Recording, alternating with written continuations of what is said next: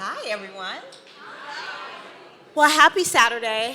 I am Mattie James, and I am so excited to be talking to the women that you guys are going to hear from in a minute because they're literally everything. Like, when they tell you everything that they do, you will be blown away. But the thing I'm really most excited about is how they really walk into their own as leaders, as mothers, as wives, because those are a lot of hats to wear. And I think a lot of times we lean into professional success, which is awesome. But to me, there's just something so meaningful and wonderful about navigating into your personal life as well and being really intentional about it, which these three ladies have done, okay? So I want you to get excited because I promise you, you're gonna leave with some gems.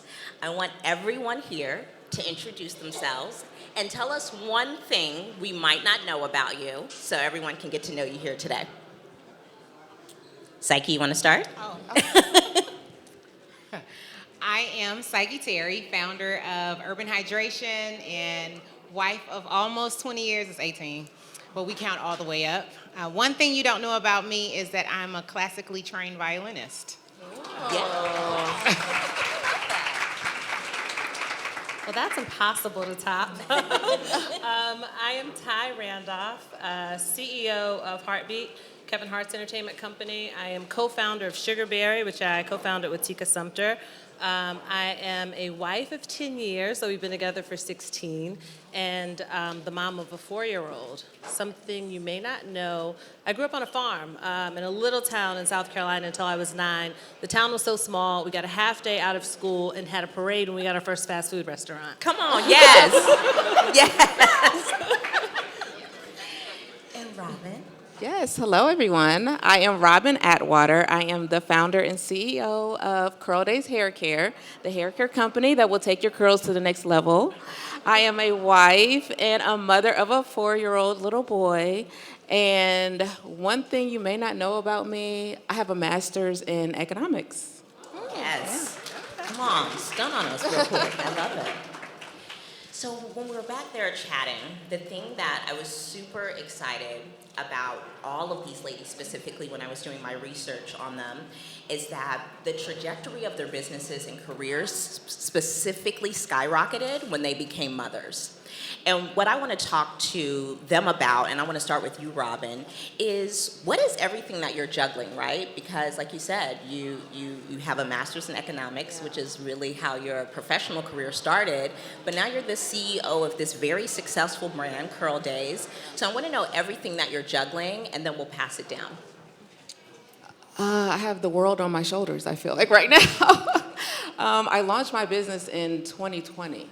So in the middle of a pandemic, and we're only 2 years old, but the business has really skyrocketed, like beyond my belief and beyond what I could have ever dreamt of. And I have a 2-year-old when I launch, right? So we're going through the terrible twos in a brand new business. We're quarantined, and I have a husband, and we're all in there together trying to figure out life, right? And even though our business has grown, my husband has his own business. He's an entrepreneur as well. I feel like we still haven't figured it out, right? Yeah, right. You never really figure, and people think that, once I get to year 2, I'll figure it out. Right. Once I get to year 5, I'll figure it out. And what you understand is that if you don't have faith, you're gonna be lost. Yes. You're gonna be lost. And I have to pray literally every morning and every night with my husband because he's my helper in all of this. And so figuring out how to be a mom, a wife, and a CEO has been one of the most difficult things I've ever done. But because God has orchestrated all of it, it is not as overwhelming as it could have been. So, yeah. What about you, Ty?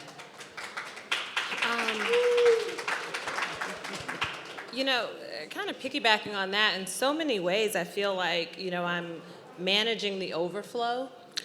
I remember being in New York, my son's 4 years old, so 5 years ago, and I was up against just this crazy infertility situation. We'd had 2 failed rounds of IVF, was going through really bad depression, did not love my job, And I remember praying, God, bless me so that I literally don't have room to store the blessings. And, I remember being with my brother-in-law at the time. It was around Christmas time. And he asked me something. He's a teacher. And he was like, just imagine what your life would look like. What kind of house do you want to live in? Where is the state? I wasn't really focused on LA at the time. And I remember being so specific. And then I created a vision board. And the minute that I thought, once I was actually open to thinking that I was worthy to receive, things started to accelerate and compound in ways that I wasn't prepared for. And so, within a few months, we were here in LA. I had taken a new job to launch this endeavor with Kevin Hart. I was introduced to Tika months into that. We grew the business really fast, carved the business out. I should mention that I moved here in April of 2017, and in August of in July, I started feeling really ill. And I was with my trainer in the gym, and I got lightheaded, and she said, could you be pregnant? And I got really, really sad because I realized it wasn't pregnancy, it was menopause. I was perimenopausal really early. And turns out I had conceived without assistance, completely naturally. Come on, God. But also, within a few months of that, I was promoted to GM and then COO and then CEO. And over the course of the last year, merged Kevin's two entertainment companies to form Hartbeat, raised $100 million in private equity capital to capitalize the business. And every day I am juggling, not complaining about having the things that I ask God for. So that's what I'm juggling right now. Incredible. What about you, Psyche? What I'm juggling right now? Just give us a little glimpse. I remember just sharing in the back that there's a soccer game happening right now. So I'm a soccer coach, Zumba teacher, I am Mrs. Texas 2020, and those are just the me things. But then I also get to juggle the company and my husband. We run it together, and we've got a team, and we're fundraising right now, and we are just so appreciative that we get to do what we get to do together with the company. This year I started out after pandemic, so we went through that. We've got 3 kids, and I said, I want to have fun this year. So what I'm juggling is fun, right? Because I was very intentional in saying, we've done it everyone's way. We've looked at everyone else's path, and I wanted to have fun this year. So between partnerships, we just launched the I Want to Dance with Somebody beauty collection exclusive at JCPenney for the movie.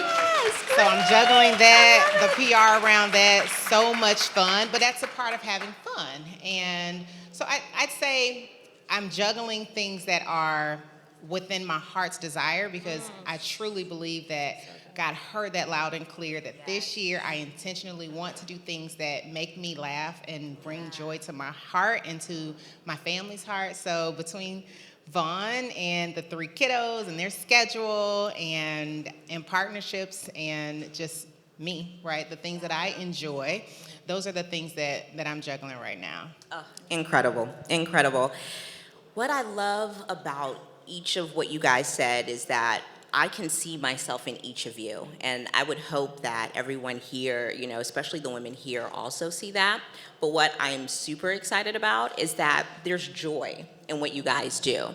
And I understand that things can be hard. I'm a mom of 3, you know what I mean? I run a business, it can definitely have its hardships.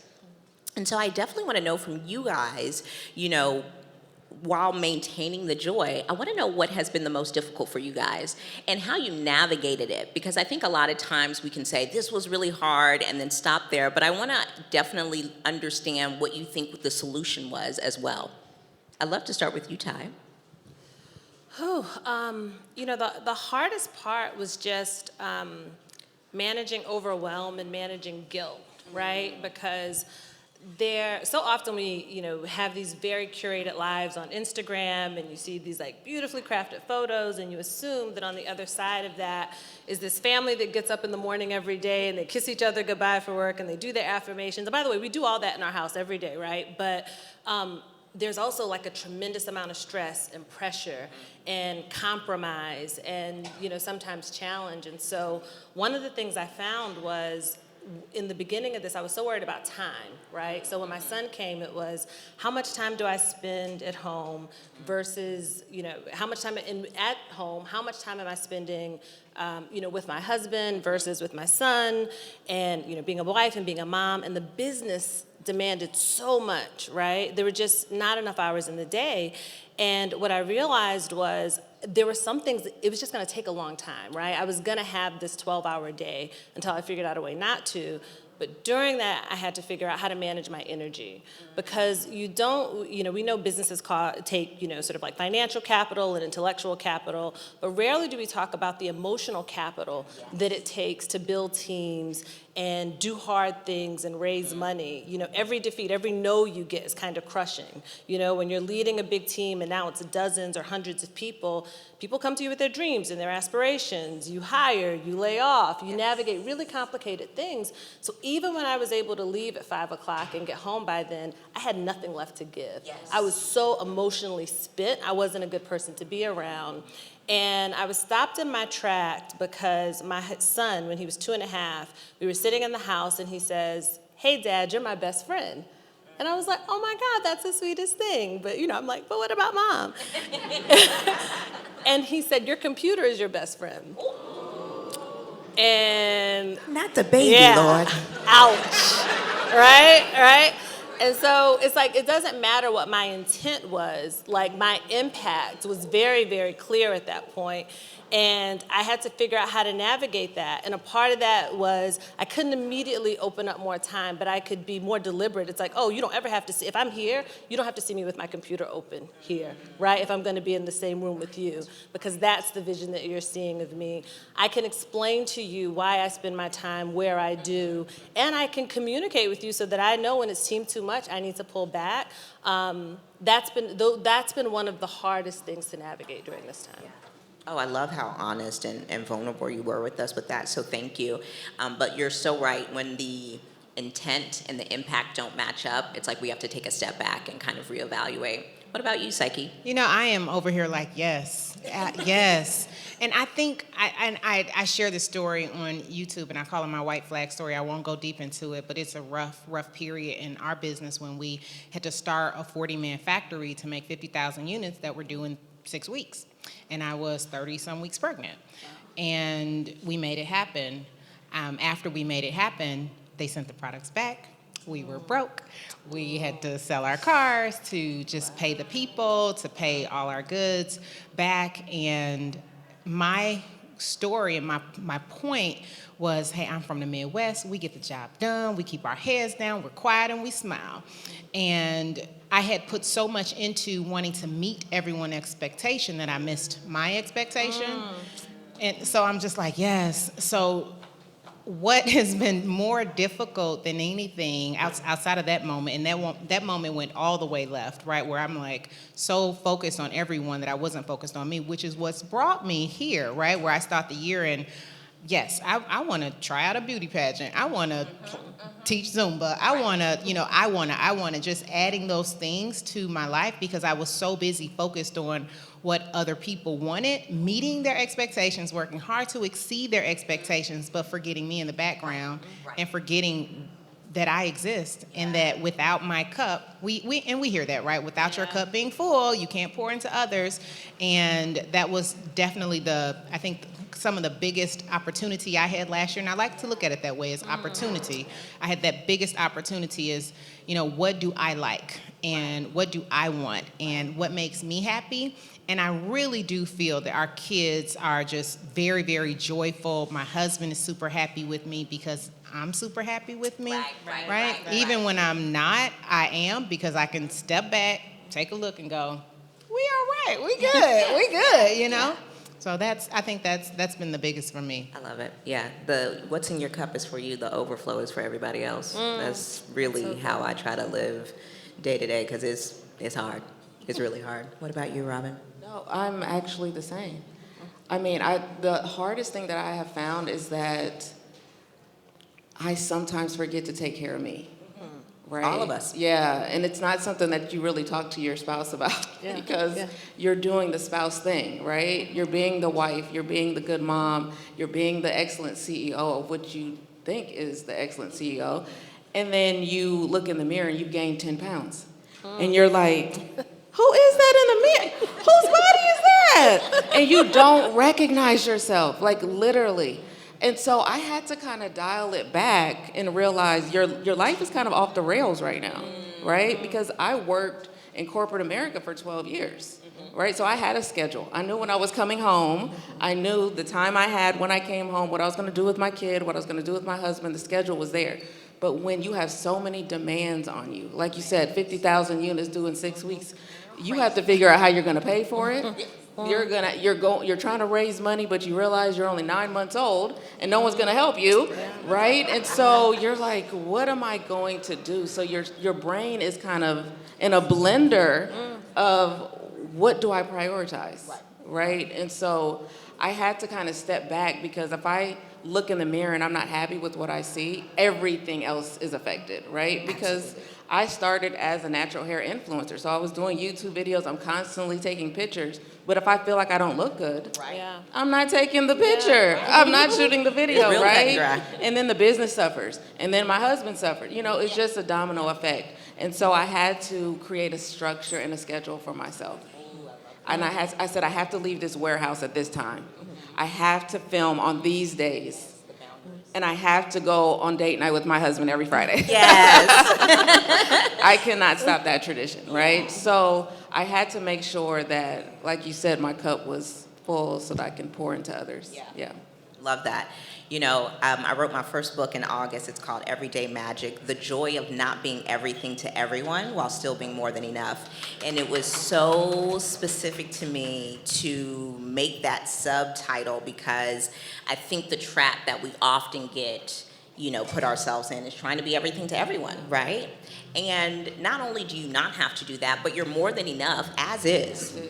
With no improvement, you're more than enough. And when you start operating in that mindset, it really is like a light bulb going off. You know what I mean? For me, magic stands for making every day meaningful, aesthetically pleasing, goal-oriented, intentional, and consistent. Not perfect. You know what I mean? Because it's impossible. I know because I've tried and I failed. And really, to me, when you aim for those things, you really start to kind of find these pockets of balance and kind of like peace and contentment. And so I really want to know from you guys, what does balance look like for you in this current season? Because I think balance looks different when your kids are newborns, when they're toddlers, when they're a little bit older, you know what I mean, when the business first starts out. Because for you, Robyn, like when your business started in 2020, like you were selling out of stores, like in CVS stores, you were like selling out immediately. You know what I mean, on your site immediately, you know what I mean? Like you were doing really well immediately. So how do you navigate that kind of success while still not missing date night on Fridays and still not losing yourself? What does that look like for you as far as balance is concerned?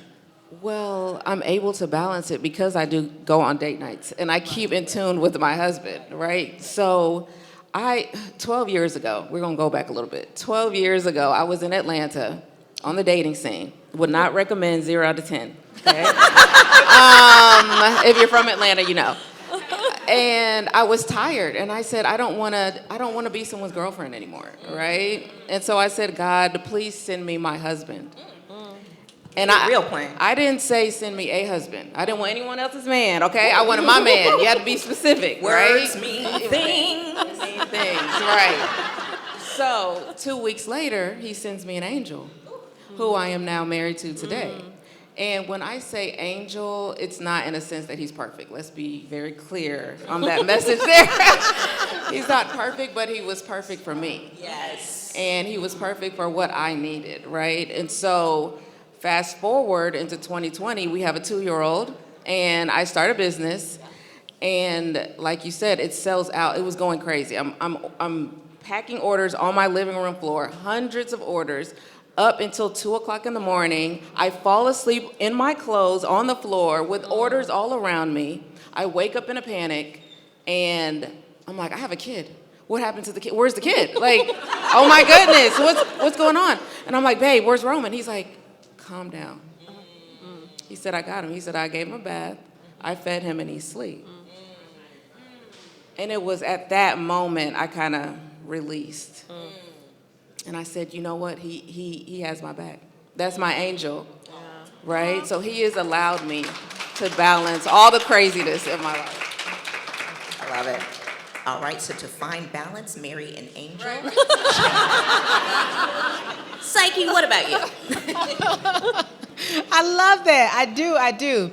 I think balance for me looks a lot like how I start my day. And I remember years ago when I didn't do this. I was just, again, trying to be everyone for everyone. And I decided that I needed to do some self-searching. So I did what I called like I called it a pure heart tour. And I just did daily studies in the Bible looking for the term pure heart. And it helped me clean up me. First and foremost, right? So that I can be transparent, I can be fun, I can be me and okay with that, but with a pure heart, so I can see God. So in the morning, I wake up and I'm just taking time out for that, just for seeing God, just asking and asking for forgiveness and being very conscious, like, ooh, that was wrong, huh? And just so I think intentionally being self-balanced. And just being very transparent with myself on things that I could have done better, people I could have treated better, and going to them then because we had a talk in the morning and I was corrected and I need to come and talk to you about it. And just allowing that peace in the morning to create the rest of my day, I think is really what has, I'd say, balanced me this year.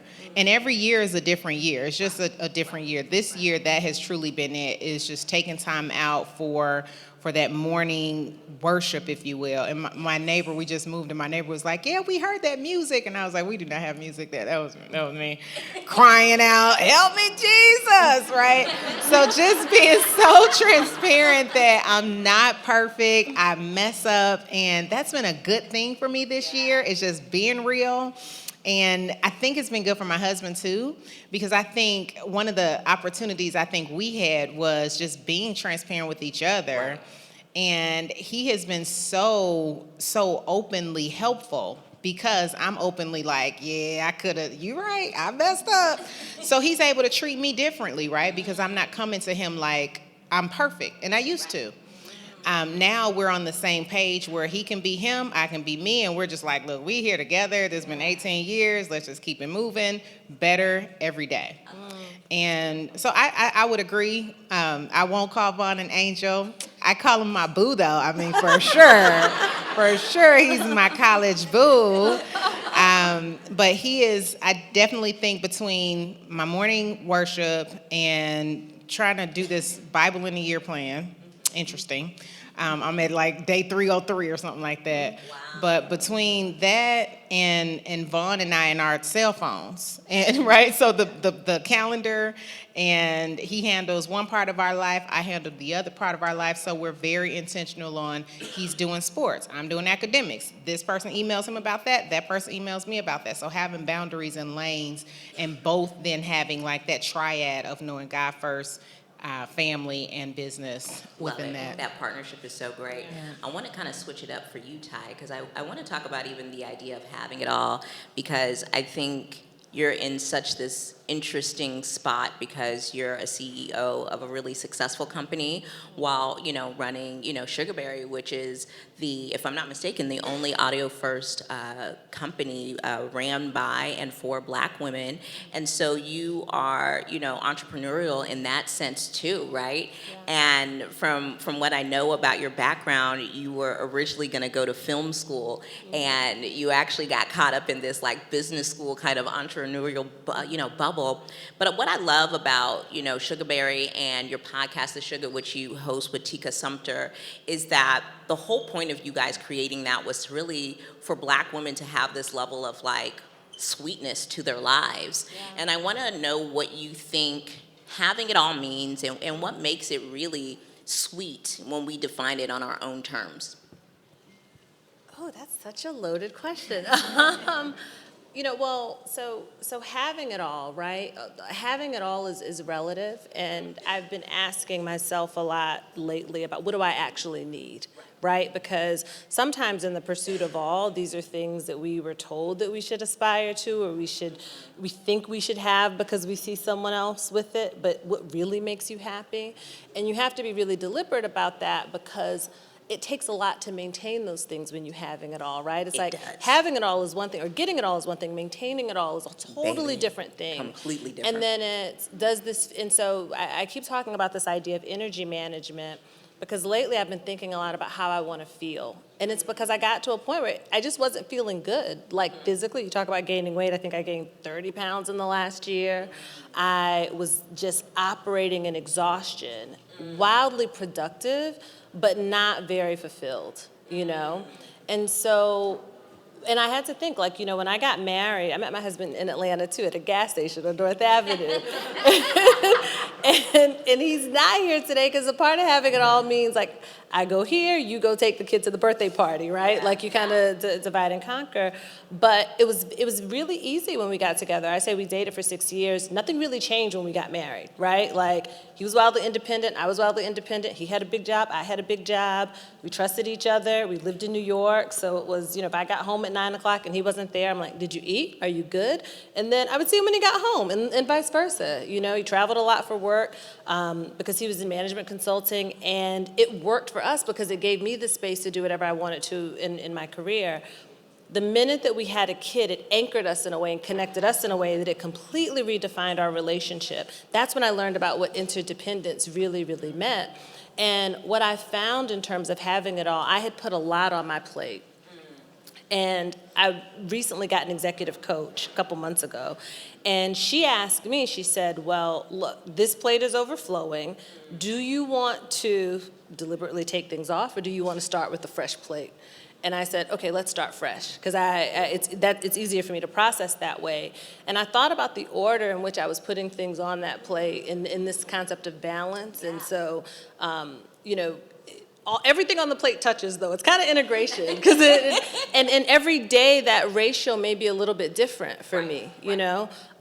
This past year I had to travel a lot, and so I'll go sometimes 4 or 6 days without seeing my husband or my kid. But when I come home, it's like I shut it down. Nothing else now, right? I need 2 to 3 days of uninterrupted time.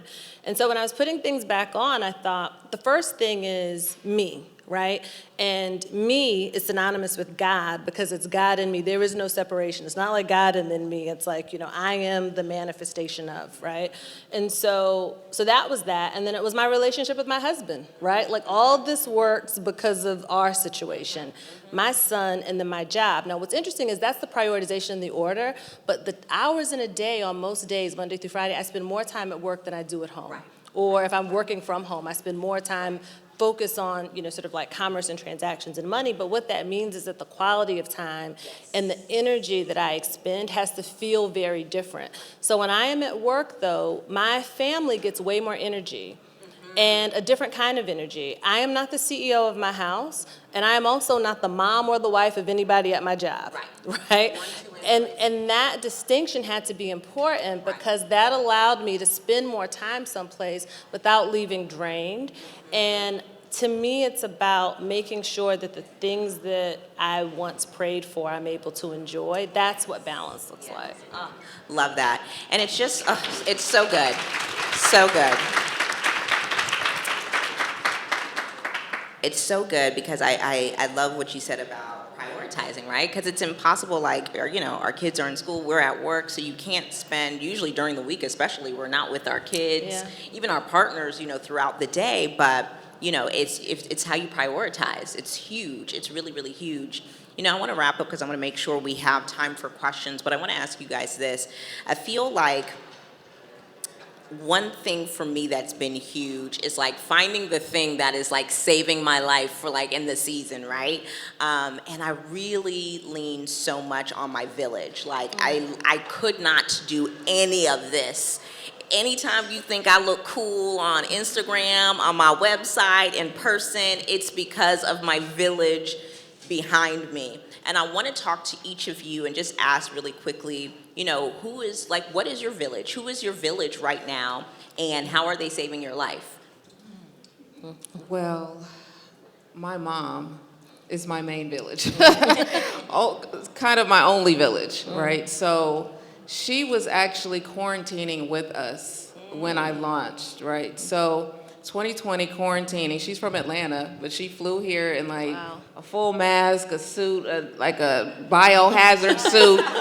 She's like, but I'm coming to my baby, because my son was 2. So she's there with us. My dad had passed when my son was 3 months old. So she was in Atlanta by herself. So I'm like, Mom, you're not gonna be there by yourself. I have one parent left, come on.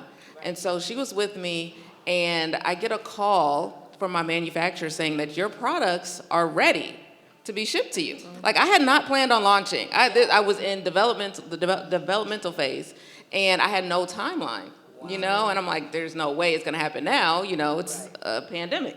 They called me and said, your products are ready, they'll be at your doorstep in 1 week. I said, okay. So everything was shut down outside. This is a time where, no stores are open, like, seriously. And so I was like, Mom, what do I do? Do I launch now, or do I wait till all this craziness is over? She said, you can't predict the future.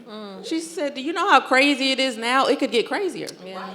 We don't know what's gonna happen tomorrow. You're launching now. And I'm like, what? So I got out my camera. I took my own product photography. Wow. I did my own videos. I did tutorials in my house. And Mom said, are you ready? I said, I'm ready. And I pressed launch.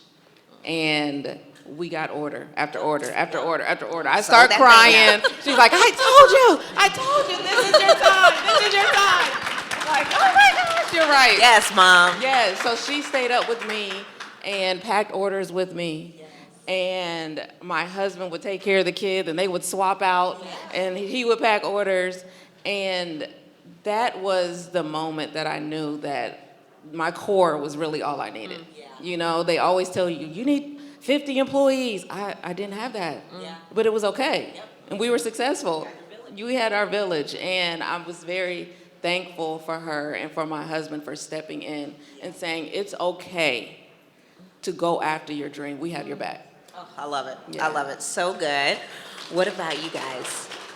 What is your village? How are they saving your life right now? Well, some of them are in this room. I just got a new office of the CEO over at Hartbeat, and I know she's going to save my life this year. But really, my family's all on the East Coast, so I was referred to our nanny from a friend, and she literally made life possible for me. When I first went back to work, and for us really, when I first went back to work, one of our neighbors stopped me after maternity leave and said, excuse me, and we were like the only black family on the block. I didn't know them, and she said, she was like, is that your son who's in the stroller always with, and I was like, yeah, and she's like, that woman loves him. She was like, the way she treats him and no one's looking. And I didn't know her, and for someone to randomly stop me and say they caught her being amazing to my kid. And by the way, my mom wasn't here, so someone had to teach me how to be a mom and all the things to do. And so, having her anchor, my husband being so hands-on, and just a team at work who I can say, hey, I have to do this stuff with my family, I need this for me, and who supports me, has been essential. Oh, that's so awesome. I love that for you. I love that too. I'm excited to share that my family is absolutely amazing. They're all in the Midwest. Vaughn's family's all in the Midwest. So we leaned a little differently. We leaned corporately.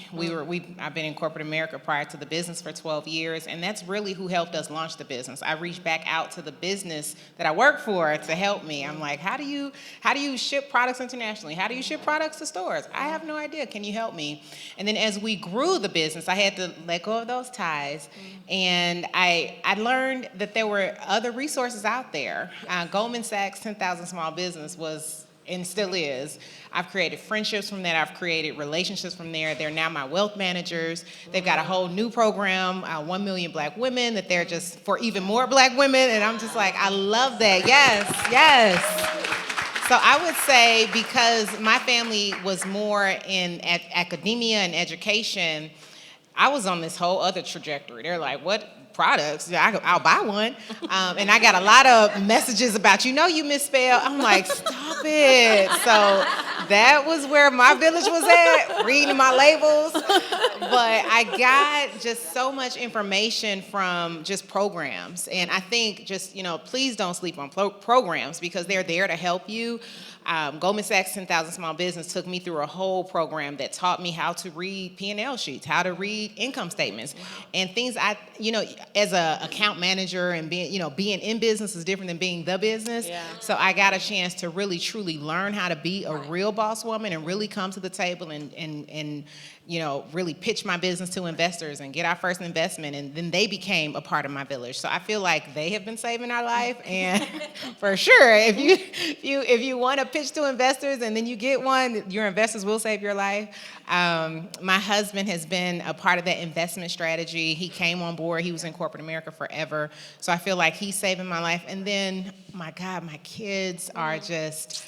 Those are truly, that's my village as well. Yeah. They are so, man, I remember stroller days, right? So now they're 10, 12, and 8. But I remember stroller days and I remember kinder days. And I used to talk to my now 12-year-old and I would say, baby, at the office, boy. And he'd go, are they being mean to you, mommy? So, and they have continued to be my backbone and my listening ear. And it's fun to talk to them through their filter because they see it through a childlike filter, which sometimes it's a childlike filter, right? Are they being good or are they being bad? Are you being honest or are you lying? Just kind of like, let's just get this clear. So I would say my babies, my husband, and a lot of respect and love goes to my village of just business helpers out there. For sure. That's awesome. That's really great. Do we have time for questions? You want to do a couple questions? Yeah. Okay, we'll take a couple questions. I saw this hand first right here. Hello. How are you? You women are all powerhouses, and with being a powerhouse comes immeasurable amounts of stress.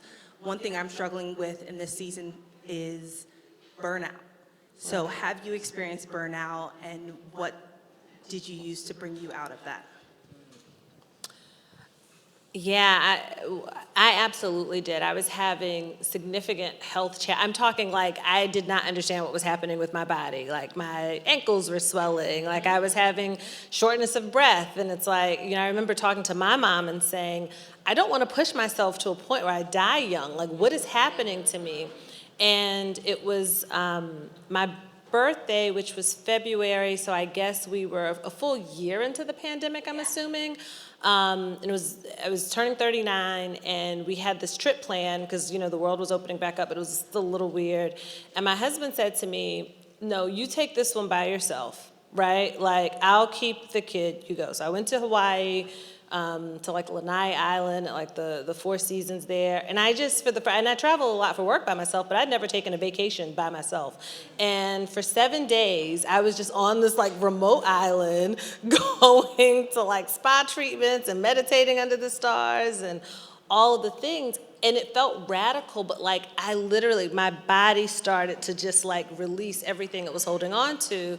And after that experience, I was really grateful that he said, like, just go, right?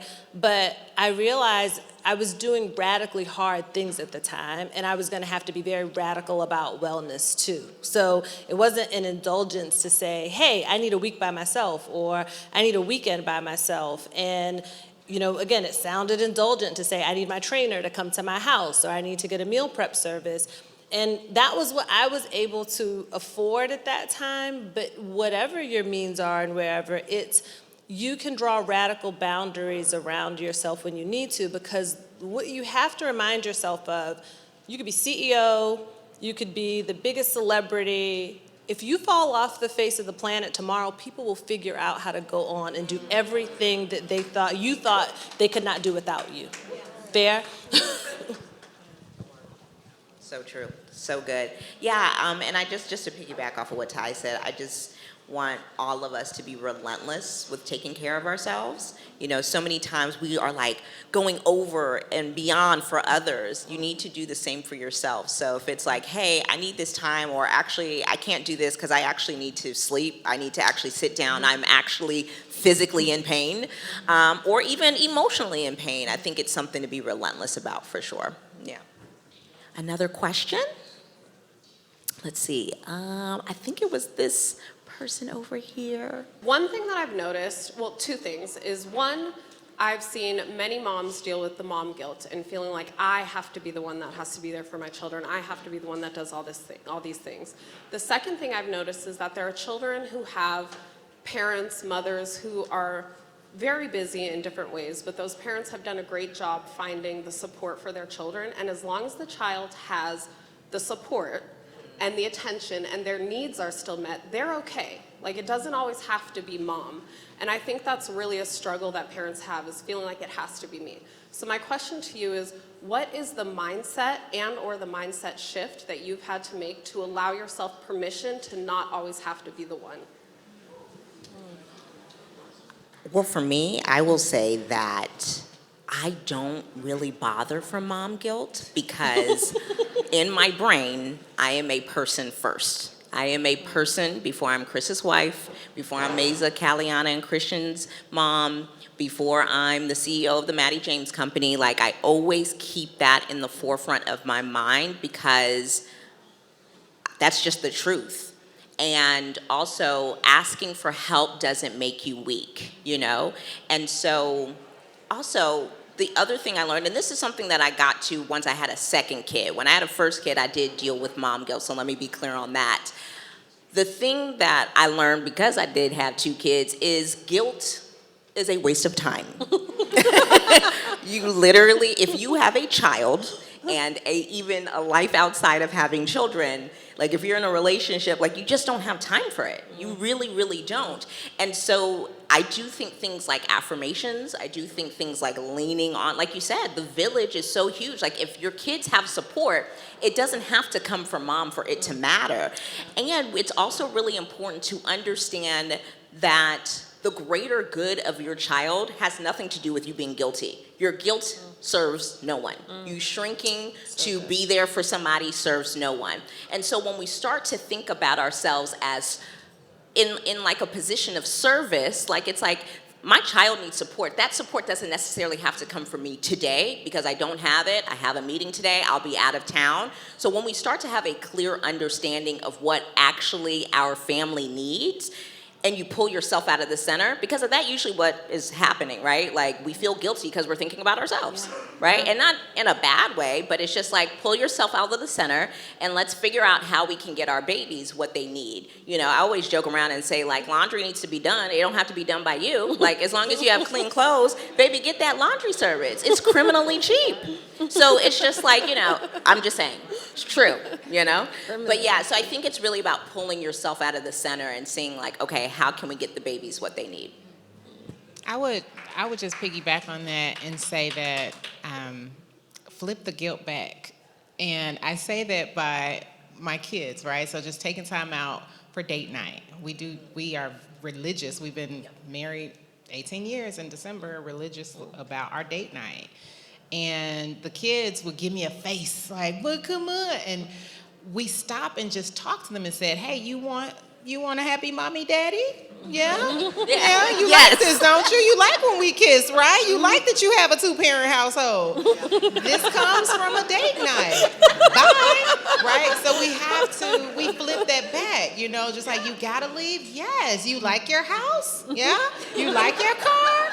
Mommy gotta work. So we've learned that. I feel like, you know, of course they're 12, 10, and 8, so I get to talk a little differently to them. Yeah. But truly, just I think it also allows me to speak that into existence, that this is okay. Right. We like what we like. We have to do what we have to do to get there, and I need you to understand that and participate in appreciating that. Yes. Yeah, I love that. One more question before we go. Okay. It was at the same time. Okay, I'm gonna go with the lovely lady in the black. Hi, my name is Alicia, and as an entrepreneur too, I think something that I'm growing in right now is learning how to differentiate between the good and bad things that happen in business from myself and who I am in the moment. So if you could explain how you navigate that, that would be very helpful. Yeah, I totally get that. Yeah. And I'm actually still trying to navigate that. It's one of those things that when you are working in your passion, it's almost impossible to separate the two, right? Because it's you. This is your kid, you know? And so I have had moments where I get so overwhelmed because things didn't go the way that I planned, right? And I'm like, why did I do this to myself? Because it's no longer that beautiful dream that I thought it was going to be, right? It's reality. It's real, right? But what has helped me is saying it out loud to my husband. Like, babe, I feel like I can't even go on for tomorrow. I can't take this Zoom in an hour. Like, I just can't. I cannot do it. And he will literally stop what he's doing. He runs a very successful history-making business. He does not have time to stop what he's doing, trust me. But he has stopped what he's doing and will sit down with me, look me in the face and say, do you know how dope you are? Do you know that God put you here? This is what you're supposed to be doing. It doesn't matter what they say. It doesn't matter what they say because God can turn it around tomorrow. And he has, right? And then the other thing he would say to me is, do you want to stop? Do you want to quit? Well, I mean, I pause sometimes, right? Because in the moment, it's so overwhelming. It's so overwhelming. You're like, is that an option? You know? And he says, if you want to quit, let's quit. Let's quit today. I have your back. But if you want to move forward, I have your back even stronger, right? And I mean, it's like I snap out of it. But so you have to talk to someone about it, right? Have somebody that knows what you're going through, is not scared to step in that gap for you. You know, don't be scared to delegate on things that are overwhelming or too stressful for you to deal with. You don't have to do it, right? And so when others take control over it, you're allowed to step out and see it from the outside. And then you can evaluate it without all the emotion of, oh, I'm a failure, right? No, you can delegate and tell somebody what they need to do because you're a problem solver, because that's what you're doing. You're solving a problem as an entrepreneur, right? So find someone that can support you emotionally, and then you can move on and enjoy the dream of being an entrepreneur. So good. You guys, give it up for Robyn Atwater, Ty Randolph, and Psyche Terry. This has been lovely. I'm Mattie James. Thank you guys so much.